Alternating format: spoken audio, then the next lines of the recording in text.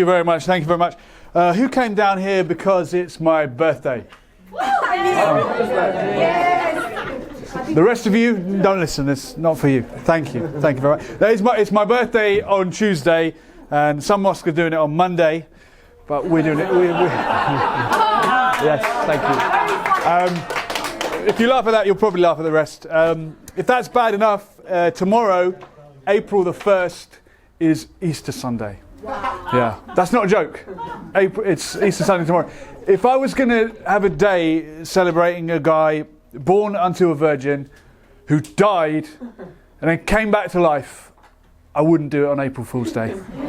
I'd find another day to celebrate that. It's also 2 years since Donald Trump announced that he was running for president. And yeah, to the day. There's a joke that really got out of control. But it's good to be down here again. I've not been in Rumi's cave for a while. I missed February, so I missed all the Valentine's Day gossip. Who had a good Valentine's Day? Go on. Who had a particularly good Valentine's Day? I'm not going to pick on you and ask you what you got up to on Valentine's Day, but who had a good Valentine's Day? What did you get up to on Valentine's Day? You shouldn't get up to anything on Valentine's Day. Very private. Thank you. It is very private. When Valentine's Day comes around, I don't know about you, but I always think back to that first time, and the first person that you fell in love with. We were childhood sweethearts. Well, I was. She was about 45. Mrs. Armstrong, great maths teacher. Great maths teacher. She's the one who got my D in maths. And I'm thankful to her. And I got a D in English as well. I thought I got a B, but I was looking at it the wrong way around. Dyslexia. But look, it's great to be back here, and we're into March. And I'll tell you one more thing about Valentine's Day before we move on, and that's that I had a very bad Valentine's Day. Well, it wasn't good, and I ran into an ex of mine, and it sort of it upsets me when people stereotype me. My mates are saying, "Oh, Julian, you always go for the same type every time. You got a certain type." It's not the case. Not the case. I have dated women from many different parts of Nigeria, and it's usually they're no wahala. There's no Nigerians here, obviously, but this one was this one was nothing but wahala, and we got serious at one point, and she's told me that she's going to go on the pill. And it might have some side effects. And she warned me that this might make her fat with mood swings. What do you say to that? Help me out. What is the right response when a Nigerian lady says that to you? Apparently, not much different then. It wasn't the right thing to say. But the worst part, the worst part of the relationship was the jealousy.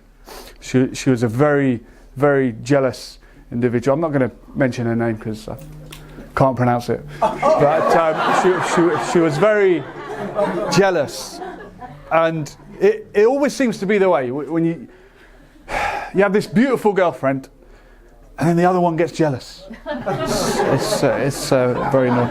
Anyway, as I say, we're into March. I want to round up a few topical things that we had in March. Triple T already mentioned that it's been an important month for women. We had Mother's Day, Mothering Sunday, and I was around my mum's house on Mother's Day because that's where I live.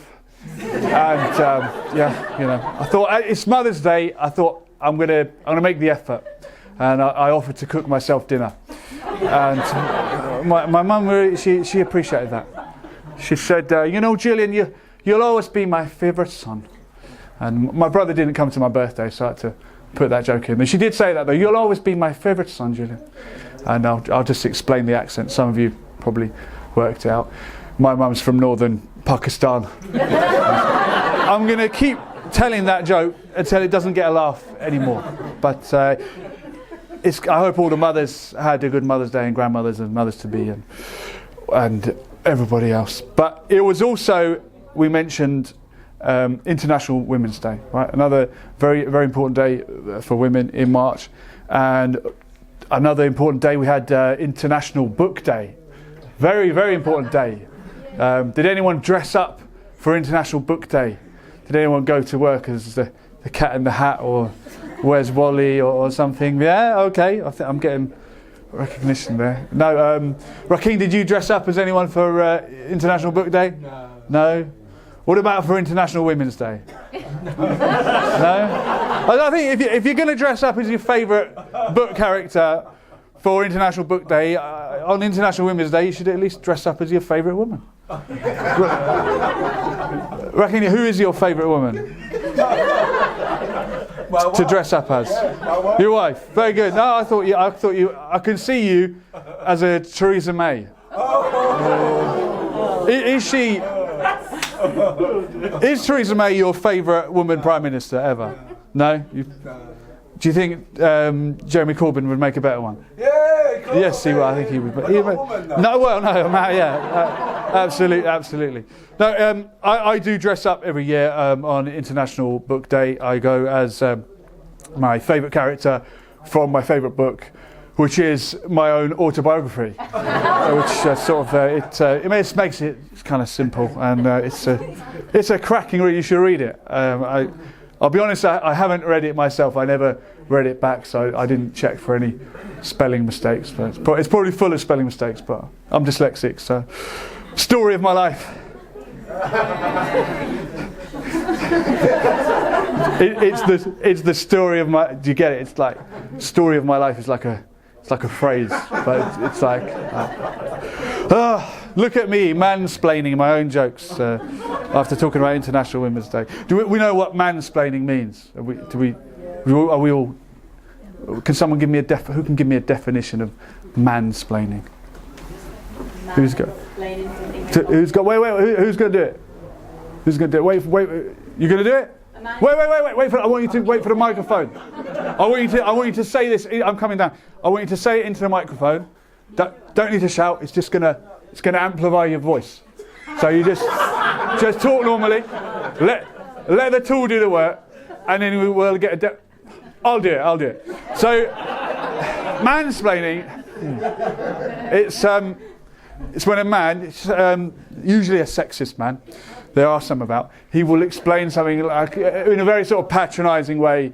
You know what patronising means? You do? Very good. And sometimes it will be something that the woman already knew, but not always. So it's best to listen. As I say, it's been a very important month for women. We had the #MeToo movement.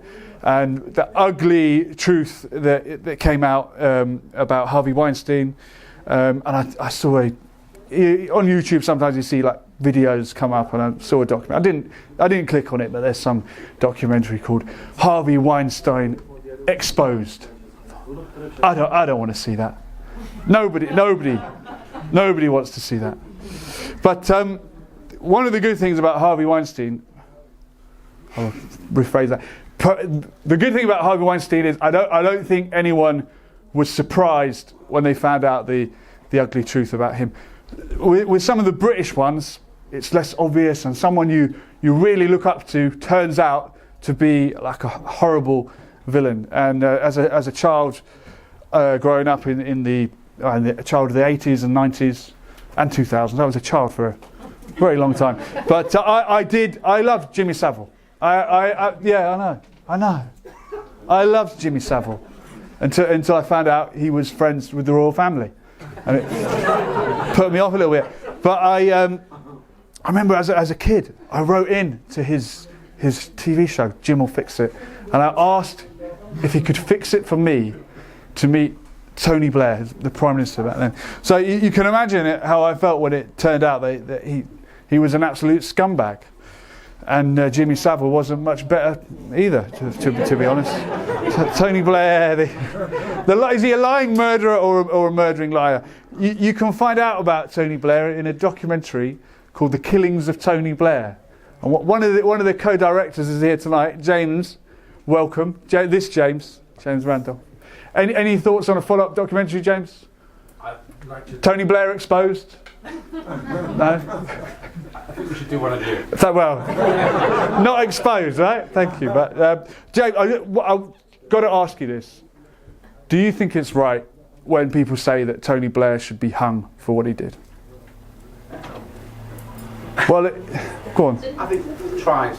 Yeah. Well, you do know the correct term is hanged.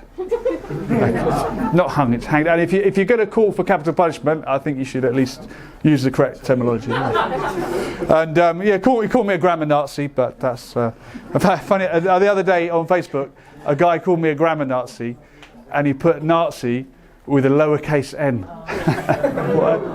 What an idiot.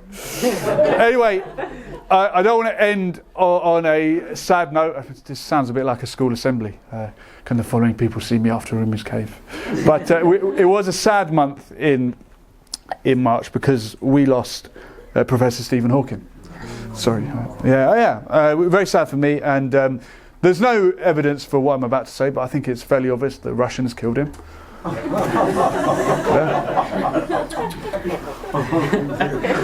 The guy knew too much. They killed him. They did it. Russians did it. But whenever someone like Stephen Hawking passes away, a lot of people with an agenda come out and they want to make it about them. And I've heard there's a lot of smug atheists going around saying, "Oh, Stephen Hawking didn't believe in God, therefore I'm right."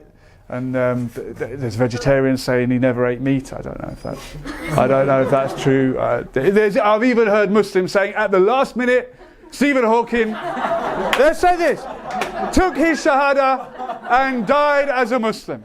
They said that. Seriously. One guy told me, he said, "Brother, I saw him moving his finger like this, declaring the oneness of God." That's all he could do. That's all he could do. But for me, I'm sorry, Stephen, you don't believe in that, but whatever.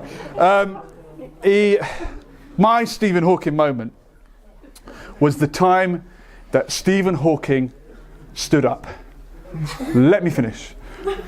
Stood up for the Palestinian people. Yeah. Stephen Hawking refused. He did.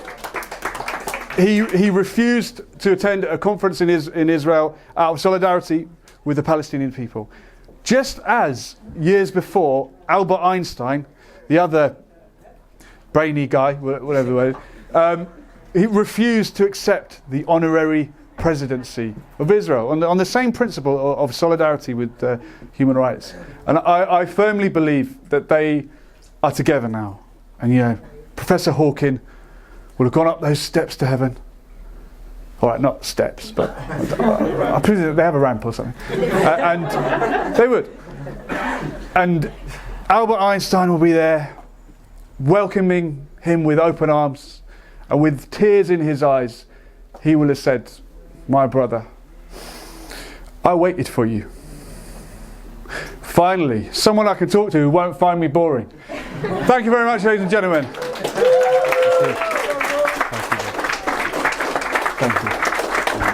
Thank you very much. One more time for Julia.